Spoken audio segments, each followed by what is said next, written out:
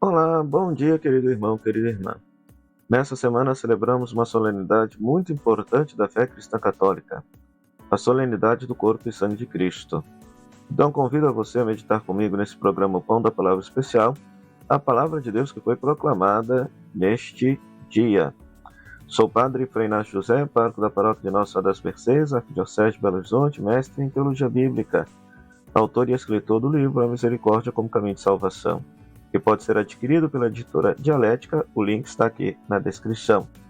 A palavra de Deus proclamada na solenidade Corpus Christi foi Deuteronômio capítulo 8, versículo 2 a 3 e versículo 14 a 16, primeira carta de São Paulo aos Coríntios, capítulo 10, versículo 16 a 17, e João, capítulo 6, versículo 51 a 58. Vamos meditar com alegria a santa palavra de Deus.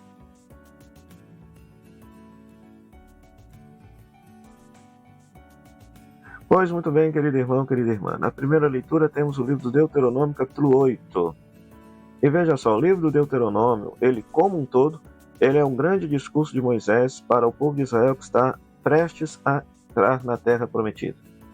E nesse trecho específico, Moisés recorda que Deus humilhou o povo, preste atenção nesse verbo, humilhou o povo, para fazer o povo entender que eles não vivem somente de pão, mas de toda palavra que sai da boca de Deus.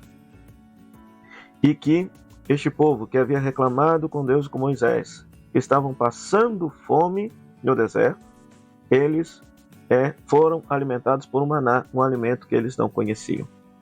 Né? Eles só conseguem chegar na terra prometida quando eles têm, por força do maná, por força desse alimento que Deus manda do céu. Certo? Quando eles atravessam o Rio Jordão e entram na terra prometida, isso já está no livro de Josué, Deus não manda mais maná e agora eles terão de plantar e cultivar o solo, produzir o próprio alimento.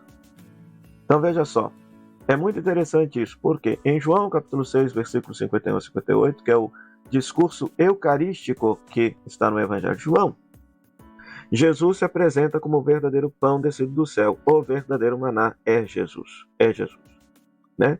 Então a partir do Evangelho de João, nós entendemos que nossa vida é um deserto, estamos atravessando o deserto da nossa vida, da nossa existência.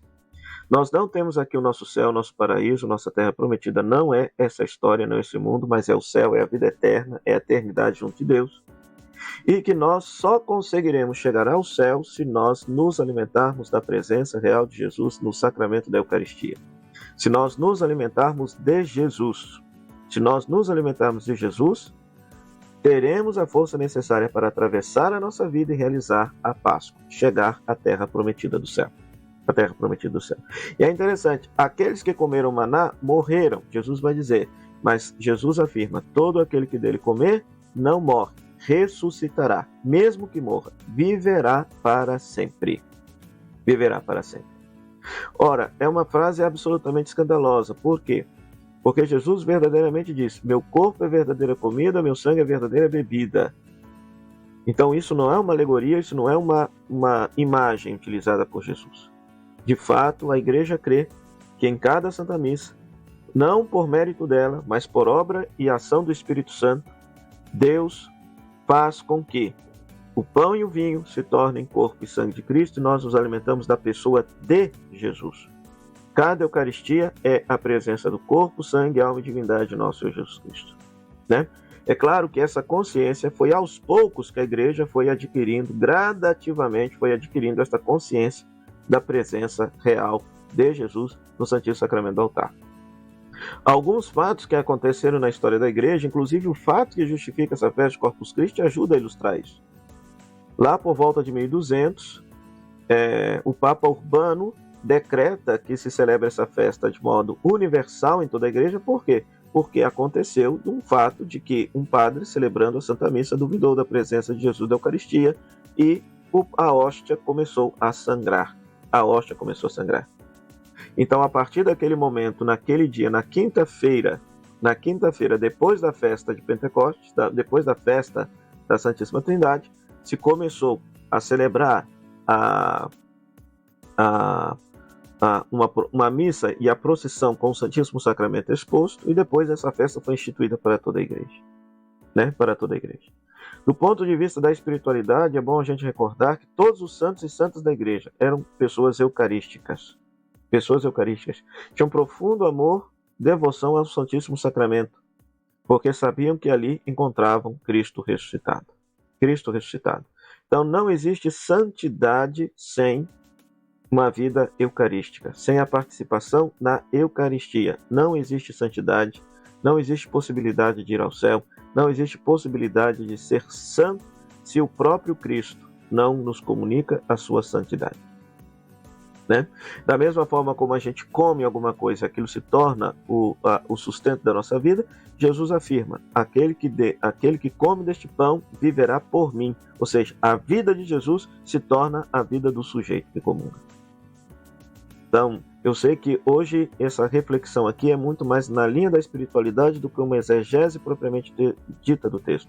Mas é interessante como que o elenco das leituras nos mostra isso, né? Então nós precisamos de fato nos humilhar, no sentido de que ninguém chegará ao céu por força própria. Nós chegaremos ao céu se nos alimentarmos de Jesus, porque Jesus é pão e palavra.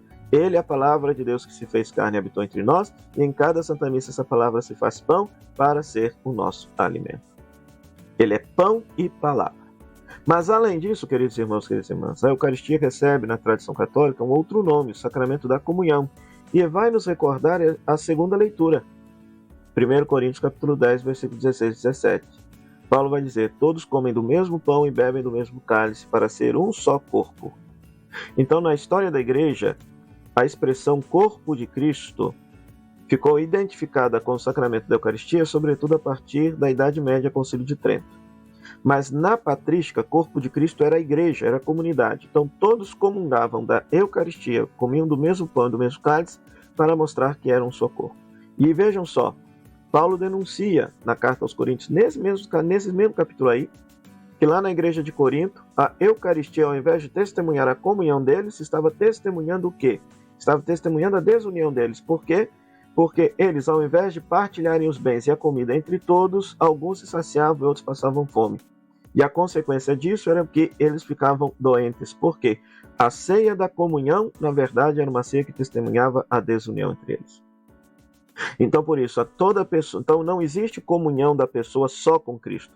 Se eu não estou disposto a comungar com Cristo e com a comunidade que comunga Cristo, com cada pessoa da comunidade, com cada membro da igreja, então a minha comunhão não é verdadeira.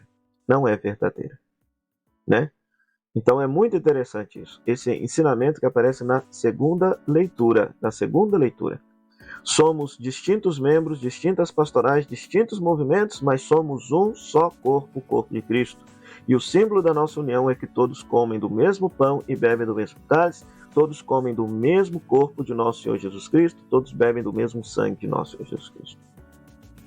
Então, que essa celebração da solenidade Corpus Christi nos ajude a reavivar em nós a fé, a certeza da fé, da presença real de Jesus na Santa Eucaristia, nos dê consciência de que nós precisamos nos alimentar cada vez mais de Jesus para sermos santos e realizar a travessia da nossa vida para chegar ao céu, e que, comungando com piedade e devoção, a Eucaristia fortaleça a nossa união, a nossa comunhão, que de fato nós sejamos um só corpo ao comungarmos o corpo de Cristo.